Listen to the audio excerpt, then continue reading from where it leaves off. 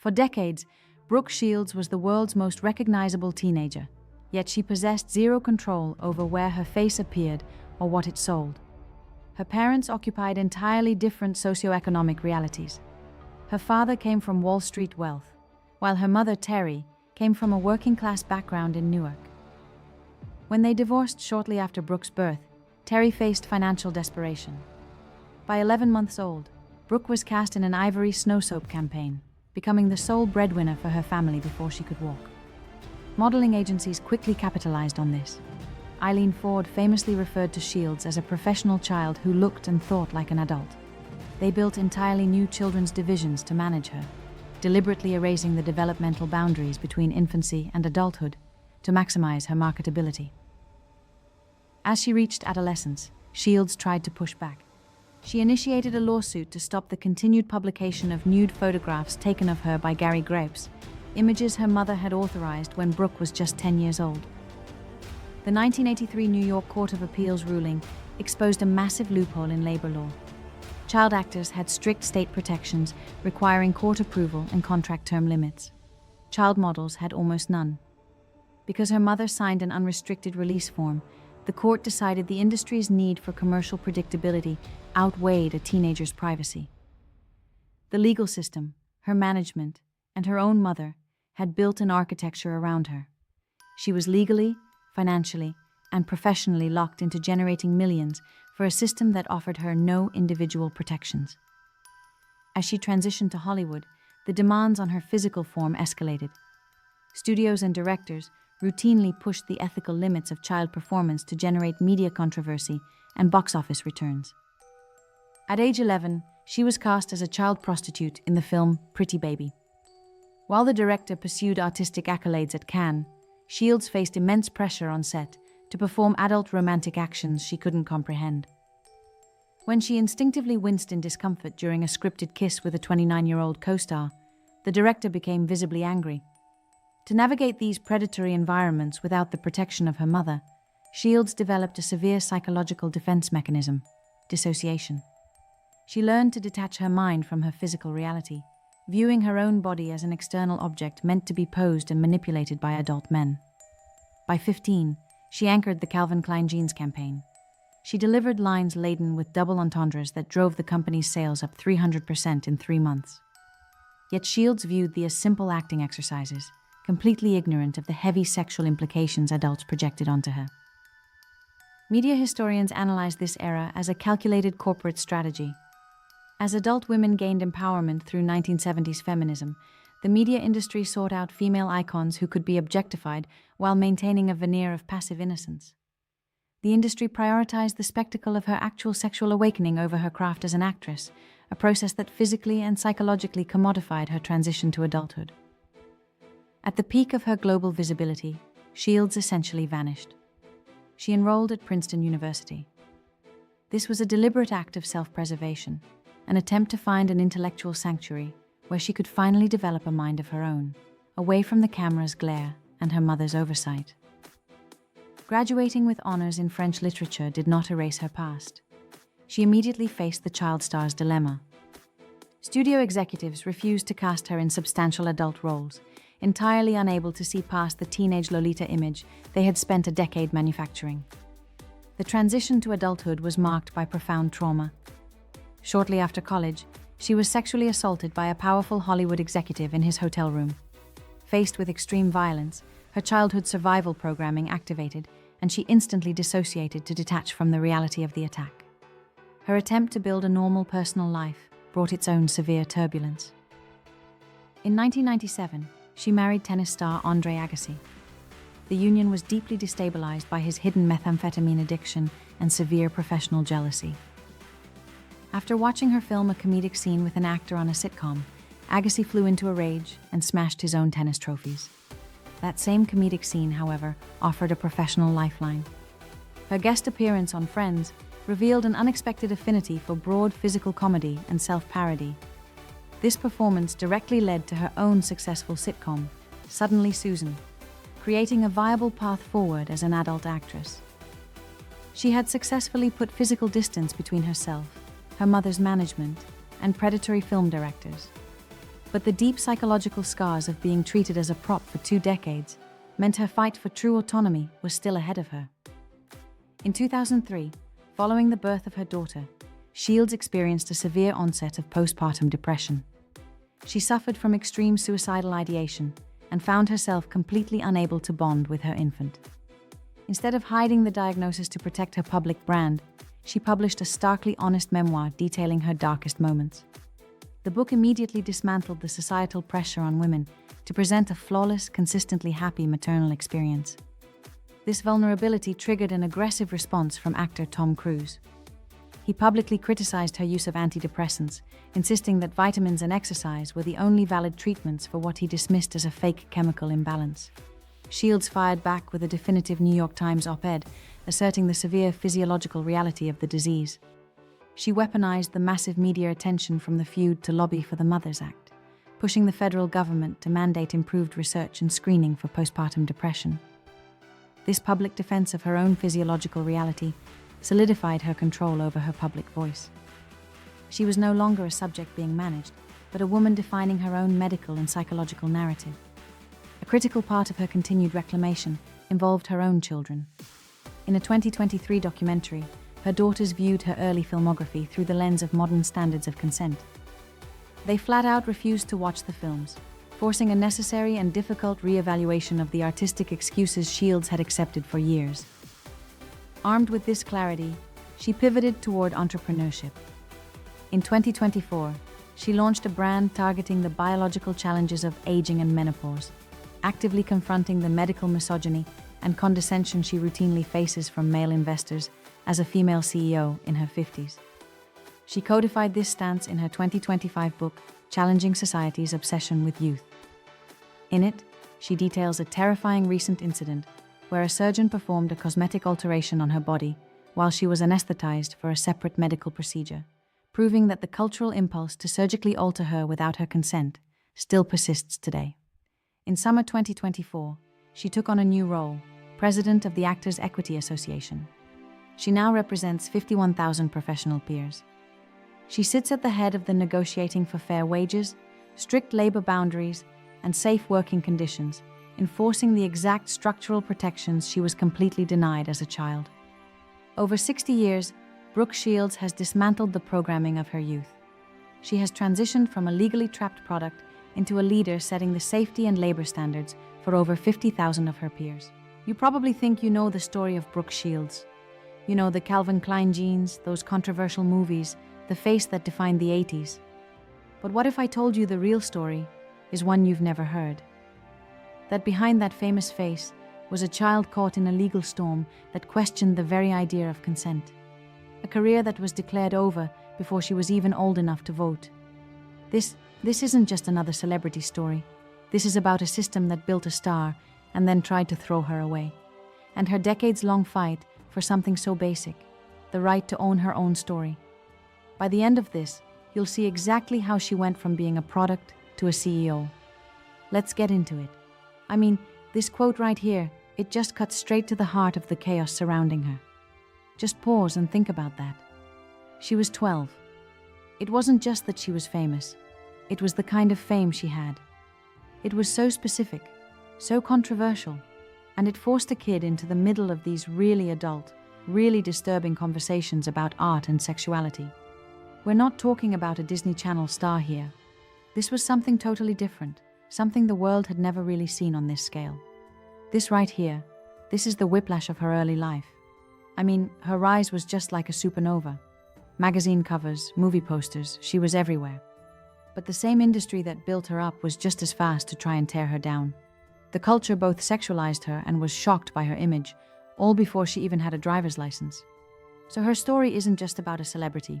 It's this incredible case study and power, consent, and the brutal mechanics of the Hollywood machine. And it raises questions we're honestly still dealing with today. So here's how we're going to break this down. We're looking at 3 distinct acts of her life. Act 1, the legal battle, where a single photograph sparks a courtroom drama that would change everything. Act 2, the great escape, where she makes a choice that absolutely shocks everyone and probably saves her. And finally, Act 3, the CEO, where she's not just part of the conversation, she's leading it. Stick with me because you're about to see how Brooke Shields took back her story piece by piece. Okay, let's kick off with Act 1, a star before she could consent. Because with Brooke Shields, her career started almost at birth. Seriously, we're not talking about some teenager who got discovered at the mall. We're talking about an infant who was put into an industry before she could walk or talk, let alone understand the powerful and often dangerous image that was being built around her. Just look at this timeline. It's staggering. At 11 months old, before she can even say mama, she's in an Ivory soap commercial. By 10, she's in a nude photo shoot that would come back to haunt her for years.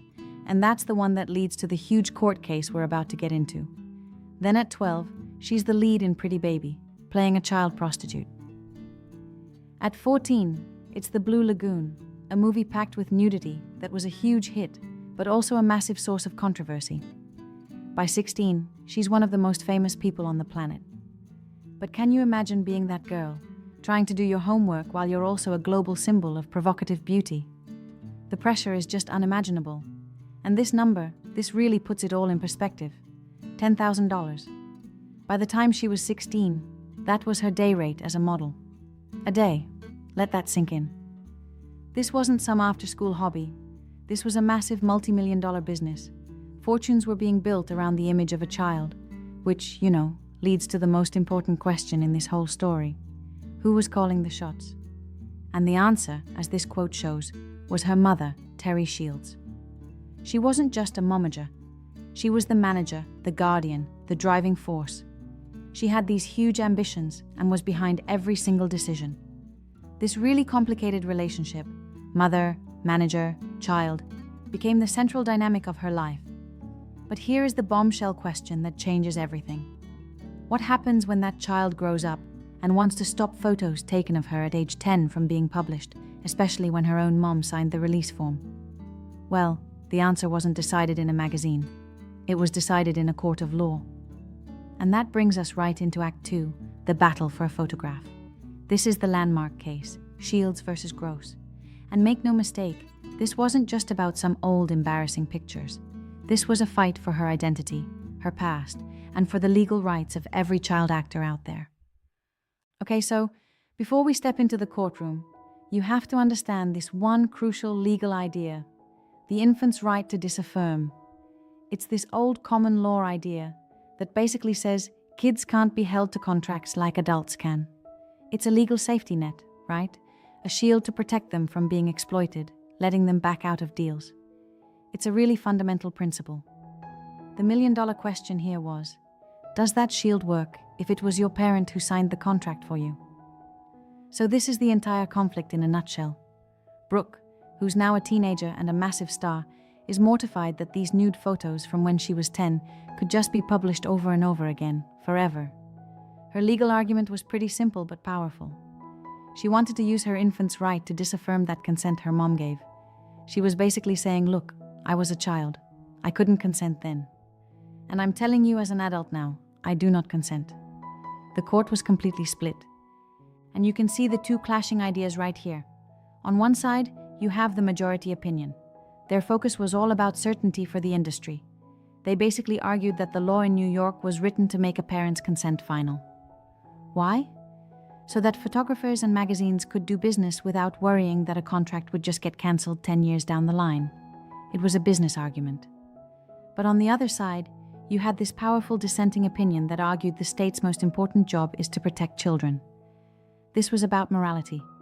They said the right to disaffirm was created for exactly this kind of situation, to protect a kid from a parent's bad judgment, especially when it causes this much harm and humiliation later. It was business versus the well-being of a child. And in the end, the gavel came down. The court sided with the photographer. It was a total gut punch, both legally and emotionally. The law, as they saw it, valued business certainty over a teenager's right to control her own body. Legally, the image of that 10-year-old girl did not belong to the 17-year-old woman she'd become. The past was not hers to control. It is a shocking verdict. And if you're finding this deep dive into how the system really works fascinating, do me a quick favor and hit that like button. It really helps. And make sure you're subscribed so you don't miss what happens next. So think about where she's at now. She's just lost this incredibly personal, very public legal battle over her own body. The industry that made her famous is already starting to whisper that she's finished. What do you do when your entire world is falling apart? You pivot, hard. And this leads to one of the most surprising and important decisions of her entire life. The tipping point was a movie called Sahara. The studio put a massive $25 million into it, a huge budget for the time. And the box office return? A pathetic $1.5 million. It was a colossal bomb. So you combine that huge public failure with the fallout from the court case, and the media had its story. At just 18 years old, the biggest child star in the world was suddenly a has-been. The headlines literally said her career was over. And this quote just nails her motivation. The very thing that made her famous, her face, had become a prison. She was trapped. She was known for her beauty. But what she really wanted was to prove she had a brain. She needed to get out of the own terms, not an identity created for her by directors and photographers. And so she did something no one saw coming. She cut the cord. She hit pause on her entire career and enrolled at Princeton University. I mean, think about that. For the first time in a life that was just a series of decisions made for her, this was a huge decision she made by herself. It was her first real act of taking control. But leaving Hollywood? That was just the first step. The real work was just beginning. What came next was the decades-long project of rewriting her own story. And you will not believe how she's doing it right now. Welcome to Act 3, authoring her own story. So after she graduates from Princeton, Brooke begins this slow, deliberate, absolutely brilliant process of taking her narrative back. The court said she couldn't legally reclaim that one photograph, right? But she figured out she could do something way more powerful. She could reframe her entire life story, but this time, in her own words. And you can see her strategy right here. Step 1, she wrote the books. Memoirs like There Was a Little Girl let her finally share her unfiltered take on her wild childhood and her mom. She also wrote with incredible honesty about her struggle with postpartum depression, which helped so many other women. Step 2, decades later, the documentary, Pretty Baby. And the key part is, she wasn't just in it. She was a producer, making sure her story was told her way. And step 3, she used her platform to become an advocate, not just to talk about her past, but to lead new conversations about the future, especially around women and aging. Each one of these was a deliberate move to become the author of her own life. I gotta ask, what part of this story has surprised you the most? Drop it in the comments below. I'd love to know. Okay, let's move to the final act, which brings us right up to today. This long journey of taking back her story has led to her most surprising and powerful role yet. One that moves her from being the object in front of the camera to the person calling all the shots. She is no longer just a pretty face. She's a founder, a CEO. And this quote? This is the mission statement for her entire new chapter. She spots this massive, powerful group, women over 50, who control trillions of dollars, but are almost completely ignored by advertisers, by Hollywood, by everyone. As someone who was once the most visible person in the world, she really understood the injustice of being made to feel invisible. She saw a market being disrespected, and she saw a huge opportunity. And the result is her company commenced. Now, on the surface, it's a wellness and beauty brand for women over 40. But the mission is so much bigger than that. It's all about changing the conversation around aging, moving it away from something you're supposed to fear and hide, and towards something you celebrate with authenticity and joy. And here's the most important part. Her role is not celebrity spokesperson. No way. She is the founder, the CEO. She's the one in the meetings, building a team and creating a legacy entirely on her own terms. And this quote from her, it's her whole philosophy. It's the ultimate reclamation. For so many women, especially in Hollywood, turning 50 is seen as the beginning of the end, right? The roles dry up, you disappear. But for her, after everything she went through, she sees it as the beginning of the beginning. It's a complete flip of the script that was written for her when she was 18 years old, and the world said she was over. I mean, when you just step back and look at the whole arc of her life, it's pretty incredible. She started out as a child whose own image was legally declared to be someone else's property, and now she's an entrepreneur building a company whose entire mission is to empower other women to own their age, own their stories, and own their futures. It's the ultimate comeback, turning her own pain into a purpose that helps others. And so her journey leaves all of us with this really powerful question to think about. What's the true price of letting other people tell your story versus the incredible power you get from finally telling it yourself? For decades, a story was forced on Brooke Shields, and it cost her a lot. But her life has shown the immense, world-changing power that comes when you finally decide to pick up the pen and write your own ending. If this explainer gave you a new perspective on a story you thought you knew, please subscribe and turn on those notifications. We do deep dives like this every week, and I don't want you to miss the next one. Thanks for watching.